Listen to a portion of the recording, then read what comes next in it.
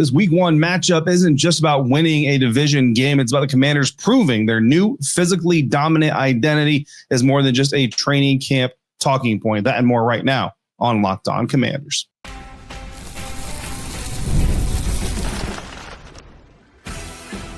You are Locked On Commanders, your daily podcast on the Washington Commanders.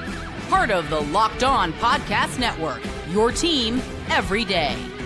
This is Locked On Commanders. I am David Harrison, your guy on the ground covering the Washington Commanders for WUSA 9 and right here with you 5 days a week. You can also find me writing about the Commanders for Sports Illustrated's CommanderGameDay.com, and you can follow me on X at DHarrison82. I want to thank you for making Locked On Commanders your first listen or your first view today. And for the everydayers, those of you who come through for every single episode, a special thank you goes out to you for coming through for yet another one. If it's your first time here, this is actually a bonus episode. We're going to do our bonus episode here on a Saturday before game day coming up Sunday, week one, Washington Commanders hosting the New York Giants. So you have great timing. Welcome to the show. Hopefully you like it and you come back again real soon. Coming up on this episode, we're going to talk about a fantasy must start from the Washington Commanders roster. I'm going to predict the game day inactive list, and we're going to kick it all off talking about our game plan for a Washington Commanders week one win over the New York Giants. All of that is coming up on today's episode of Locked On Commanders, a proud part of the Locked On Podcast Network, your team every day. And we're going to start it all off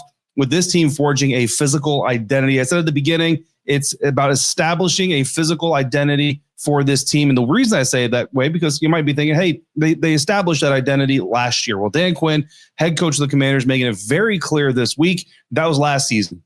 This team is new. This team is this year, and they've got to set their identity for this season. The offensive game plan that we've built for Washington is a calculated statement that they should intend to bully the Giants' sometimes soft defense into submission from the very first snap. I know there's a lot of respect for this New York Giants front seven, but if you go back to our previous episodes, even our crossover Thursday episode with Patricia Traina of Locked On Giants, she had to admit that this front seven can be soft if you hit it in the right ways. But we got to start it all off with that mandate from head coach Dan Quinn, all about the identity. DQ said, quote, as fun as last year was, I don't think any identity is fully formed in 1 year. Beginning this Sunday, it's about how we play, end quote. And really, I think that's going to be every single season. Every new season is going to have a new roster, a new team, and a new identity to establish, potentially reestablish if it looks similar to the previous ones.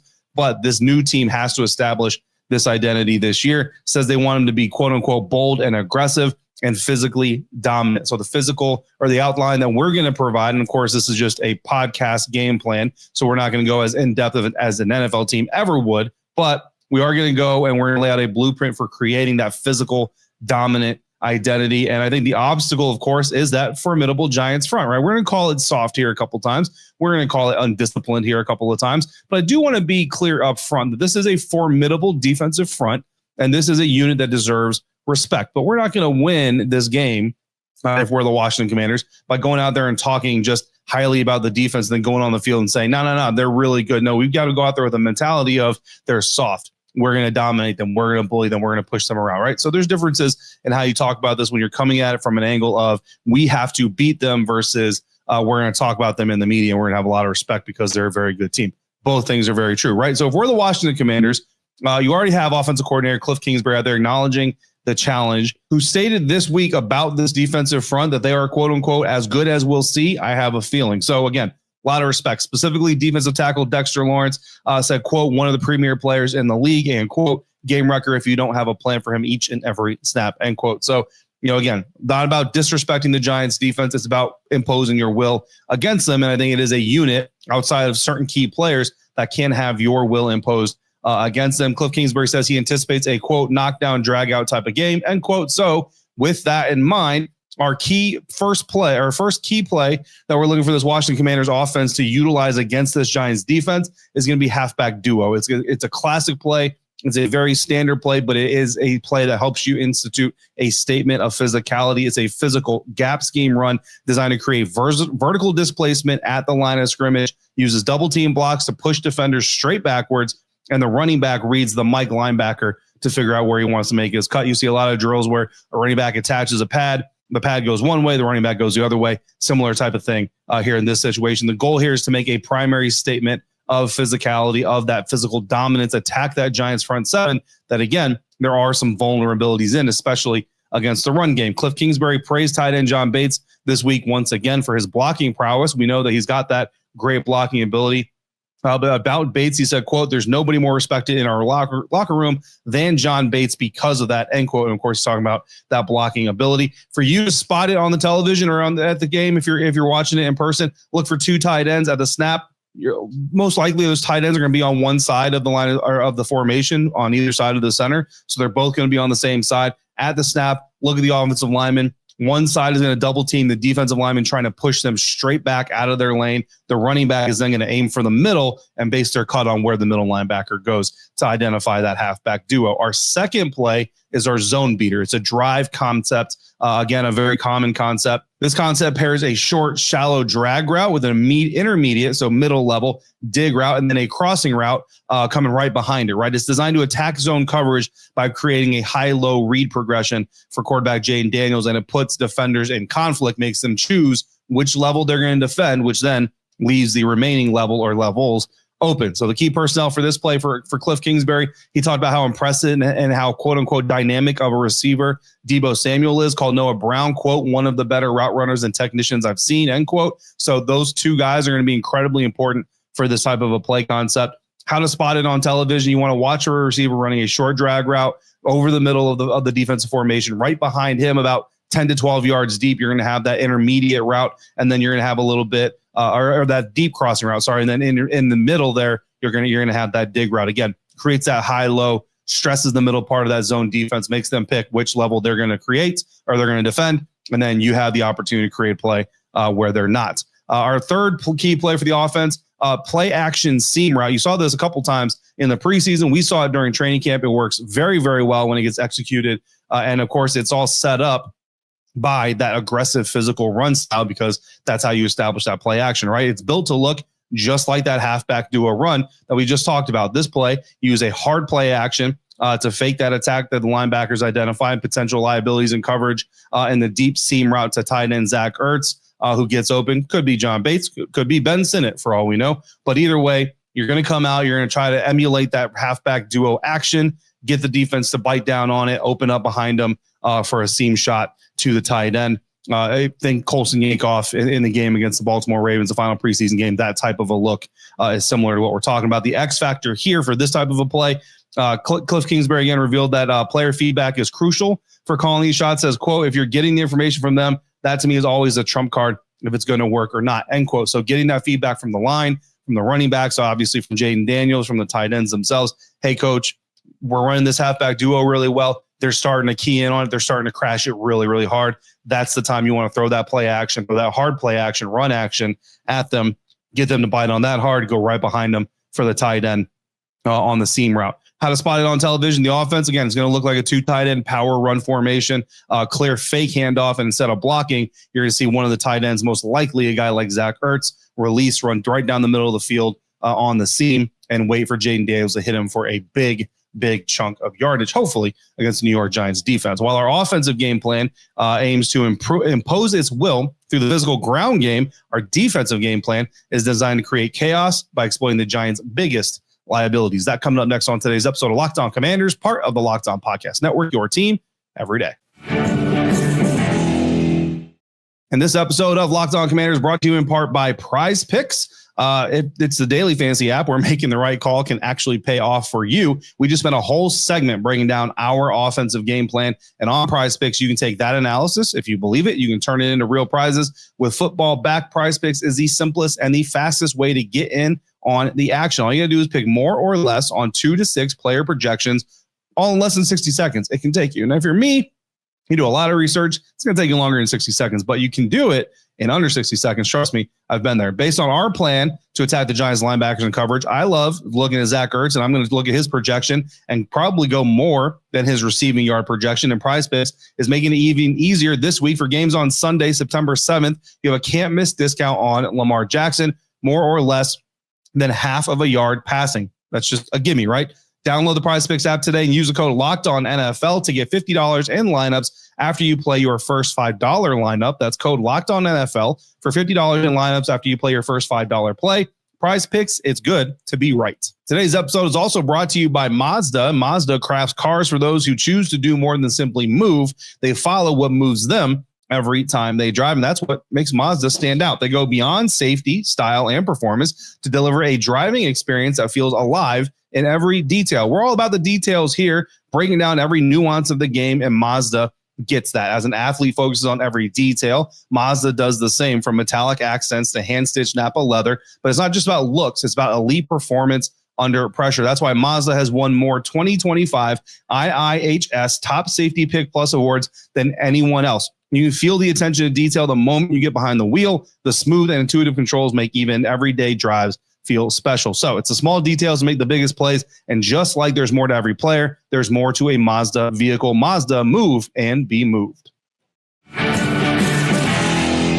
In our game plan, the Commanders' defense success hinges on a high-risk, high-reward strategy of manufacturing interior pressure to rattle the Giants' protection scheme and contain Russell Wilson. Again, to go back earlier in the week, we talked about this. Look, no quarterback likes pressure from any direction, right? But every quarterback typically has one direction where if they get pressure from that side, it impacts them just a little bit more than others. And for Russell Wilson, that is right up the middle. He doesn't like it, and it causes him to either panic, get rid of the ball too early, and potentially set up opportunities for interceptions or big hits against receivers, or he tends to hold the ball because he doesn't trust what he sees downfield and ends up in a situation where he eats a lot of sacks. So either way, you want to try to exploit that, right? And to do that, you have to set, again, that aggressive identity and communicate. Defensive coordinator Joe Witt Jr.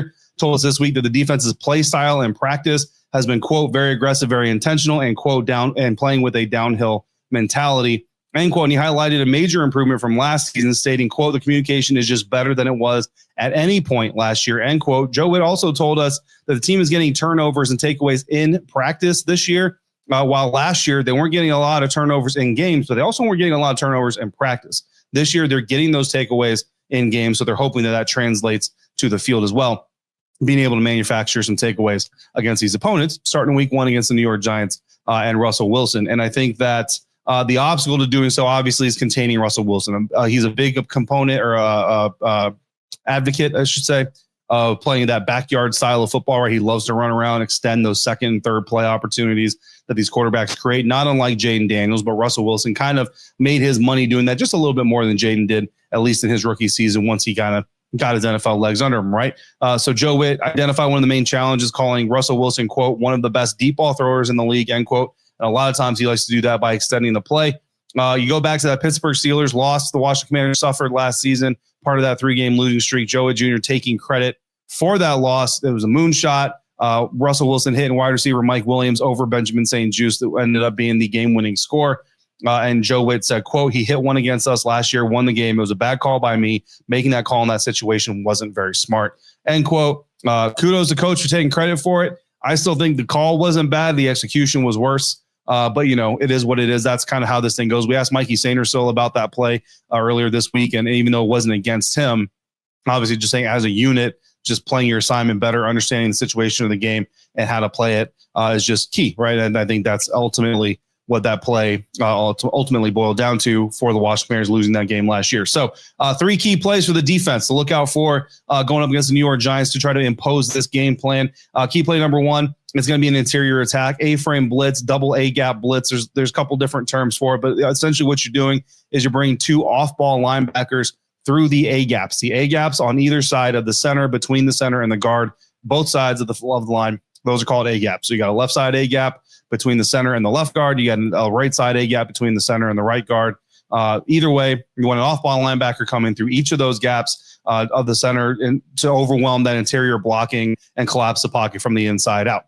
The key personnel on this design are going to be Bobby Wagner, Frankie Louvu, who Joe Witt Jr. calls, quote-unquote, 2 of the best linebackers in the NFL. Jordan McGee could potentially get in the mix on this as well. How to spot it on television? Well, before the snaps, look for 2 Washington Commanders linebackers, most likely Bobby Wagner and Frankie Louvu, creeping up or lining up in those A-gaps. You're probably going to have a defensive tackle lined up right over the center as a nose, and then you're going to have those 2 linebackers. However, that nose doesn't have to be there. There are other formations of this to use it, but either way, you're going to have those 2 linebackers creeping up between the center and the guards on either side to kind of simulate or signify that A-gap blitz is coming.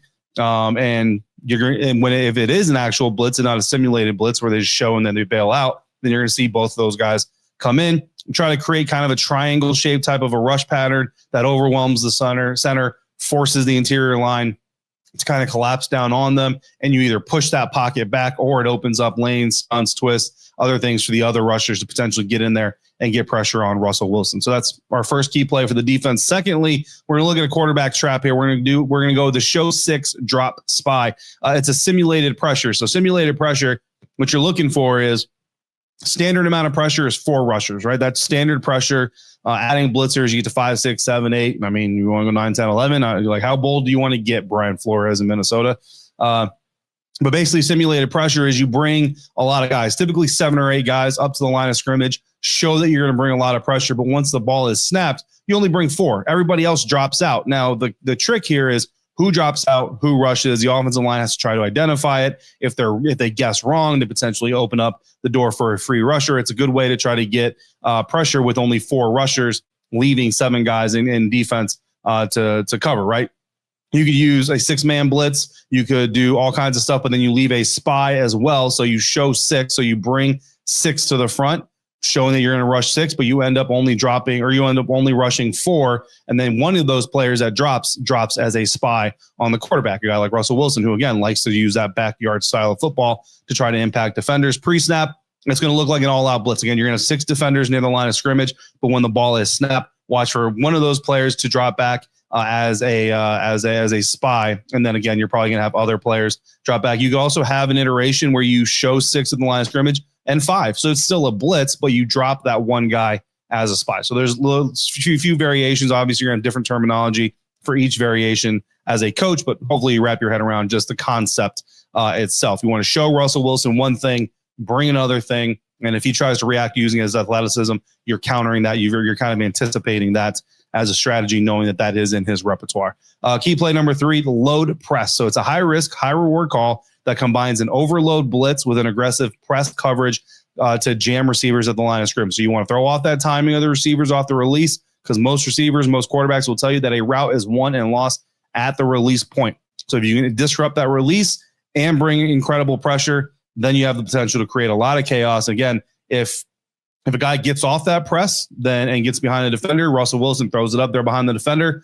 If the receiver is able to get off clean, then you're probably looking at a big play or even a touchdown. But that's where the high risk, high reward comes in, because if that ball goes up and that defender has won that rep, then the defender's got a really good opportunity at a takeaway, or Russell Wilson has to hold the ball and there's a big time opportunity for a sack, potentially a strip sack, or he just throws it away recklessly and gets flagged for intentional grounding. Those 3 options are obviously all good. This strategy kind of aligns with Joe Witt Jr.'s observations that his secondary has, quote unquote, been really sticky in practice. Coach Quinn added that cornerback Marshawn Lattimore has, quote unquote, thrown one hell of a camp and grown as a communicator. So if you trust these things, and probably not the first play of the game, although I would be thrilled to see Joe Witt Jr. do something like this first play of the game. But more so something that's like, okay, we feel like we're good. We feel like we have them on the ropes, and we feel like we've got a mental and a physical advantage over them. Let's go ahead and throw something like this out there. On television, most likely in the red zone, you're going to see 2 things at once. You're going to see a large number of defenders crowding the line of scrimmage, oftentimes stacked to one side. That's where you get the overload, right? And at the same time, you're going to look out and see the wide cornerbacks, Trey Amos and Marshawn Lattimore, like inches away from receivers, just in that press coverage. Use that length, use that aggressive, physically jam them at the line of scrimmage. Don't give Russell Wilson any quick options and targets to throw against the pressure. That's what you're going to look for there. So those are 3 plays and our identity communication matchup for our game plan for the defense. Now, executing this complex game plan, which ours is actually very simplified compared to what the NFL actually does. It lays out requirements and knowing exactly which personnel you need to have to execute those requirements, right? Which makes our inactive projection a revealing final piece to our strategic puzzle for the Washington Commanders in Week 1. That's coming up next on today's episode of Locked On Commanders, part of the Locked On Podcast Network, your team every day. It's almost the weekend. Time to look ahead and predict this week's MVP on Who Delivered, powered by DoorDash. And this episode of Locked On Commanders is brought to you in part by DoorDash. And just like you can win every Saturday with DoorDash streaks, saving more time or more every time you order, saving more every time you order. These are the players we expect to deliver when it matters most. Let's break it down. From the Commanders, the players we're counting on to deliver the most, or the player we're counting on to deliver the most, is Bobby Wagner. Our game plan for the A-frame blitz sends him straight through the A-gap to disrupt the entire offense. We're predicting a game-changing third down sack for pressure that forces a turnover from the veteran. We know what Frankie Luvu can do. Some people still question Bobby Wagner's ability in his advanced age. I think Bobby Wagner can bring a very solid performance, and Bobby Wagner can be your streaky player of this game. Just like Bobby Wagner is set to deliver for the Commanders, DoorDash delivers your Saturdays. With DoorDash Streaks, you can save every Saturday you order. Stack it up all season, and you can save up to $250, including $100 in DoorDash credits. Order this Saturday. Keep the streak alive. Fuel your game day only with DoorDash. Terms apply. Promo period runs through November 18th. Understanding our projection for who will be inactive for this game reveals the coaching staff's likely priorities and points directly to a specific game plan-driven fantasy football advantage. So this is going to be our game day inactive projection. The Washington Commanders have 53 men on their active roster. All of them are healthy. All of them are cleared to play, which means they've got some tough decisions coming up ahead of them. They've got to identify 5 guys to be inactive, and that's if they don't elevate anybody from the practice squad. If they identify anybody from the practice squad, then you actually add another player from the 53-man active roster that has to be inactive. But as of right now, we don't have that information. So based off of this game plan, based off of just trying to read between the lines of what the Commander staff said, here are going to be our 5 inactive player projections for week 1. Washington Commanders hosting the New York Giants. Quarterback Josh Johnson is the easy button one. He's the third quarterback. He will be dressed. He'll wear pads, all that stuff, because he's going to be the emergency quarterback. So for the emergency quarterback rule, NFL teams are now allowed to have a third emergency quarterback available on game days. He has to be a part of the 53-man active roster, which is why Josh Johnson is on there, but he can be one of the game day inactive players. So you can have him inactive, opening up an active spot for another player on the roster.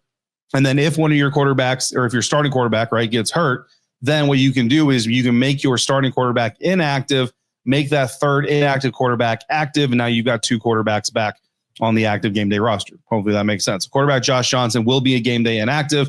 Tight end Colson Yankoff is another player that I anticipate being a game day inactive. A lot of conversation this week about safeties and running backs being really good for special teams. All their safeties, all their running backs provide special teams ability. Linebackers Kane Madrano and Ali Cajo are going to be also on our inactive projection. I think that the thing here really is Joe Witt Jr. saying, quote, hopefully they, talking about the young guys, won't have to get out there because we have the lead dogs playing, end quote. That leaves, as far as off-ball linebackers are concerned, Bobby Wagner, Frankie Luvu, Jordan McGee running as, on the defense. I think that's probably where they're going to go there. And then with the 4 running back situation, based on our game plan, Ja'Cory Krosky-Merritt is going to be our inactive projection. And I kind of hesitate to say it only because this. I think that the Washington Commanders are probably going to roll with Bill. And I think Chris Rodriguez Jr. is probably going to be inactive if there is a running back inactive. But our game plan, our studying here on Locked On Commanders, again, we're not always going to see eye to eye on everything, and that's okay. And certainly I would tell you to lean towards the coaching staff. They certainly have more information and have been doing this longer than I have, right? But just looking at it, they want a statement of physicality this year or this week especially. I think Chris Rodriguez Jr. fits that bill, and he provides special teams ability as well. Certainly, like a mock draft, like a mock 53, like a mock schedule, I don't expect to get these 100% right. So hopefully you don't expect me to as well, but just an interesting exercise into diving into the ramifications of the game plan. So week 1 fantasy football focus, our must start of the week is going to be tight end Zach Ertz. The entire offensive game plan that we built here for the Commanders for week 1 is designed to establish a physical run game with plays like halfback duo, which sets up the quote unquote shot plays, like a play action pass designed to look exactly like a run, like our tight end seam pass that we described earlier. The Giants linebackers get aggressive. They're vulnerable against that type of play. And I think Zach Ertz has exactly the right amount of talent and veteran savvy to really take advantage of it. This is a bend, don't break Giants defense that we expect to see on Sunday. So you get into the red zone. Zach Ertz is going to be a huge red zone target, which makes him potentially a huge touchdown getter. I mean, you can see him get 2 touchdowns in this game. So if you can only start one Washington Commanders player, tight end Zach Ertz, this week is going to be the guy. Listen, Jaden Daniels. I mean, look, Jaden, Terry, Debo, Zach. If you got these 4 guys, you're going to want to start them pretty much every week anyway. but ideally, Zach Ertz is the one guy that I think you need to go out there and get. Talk about daily rosters. Zach Ertz probably going to give you a lot of value for your investment. That's going to do it for today's episode. This bonus game plan episode of Locked On Commanders. Hopefully you enjoyed it. Plan on doing this before every single game all season long. Next time on Locked On Commanders, we'll be talking following the Washington Commanders Week 1 win over the New York Giants. In the meantime, if you got questions or comments, you can text them directly to me by becoming a Locked On Commanders insider at joinsubtext.com/LockedOnCommanders. For your second listen, check out the NFL season preview. It's not too late. We got a couple of games in the bag already, but you can still go see this 8-episode series previewing and giving you everything you need to know about the upcoming NFL season. Find that on Locked On NFL on YouTube or wherever you're listening to today's episode. To the Everydayers, I see you every day. I appreciate you every day, and I thank you specifically for coming through again for today's episode. Until next time, stay safe, be kind to one another. We'll talk again real soon right here on Locked On Commanders, part of the Locked On Podcast Network, your team every day.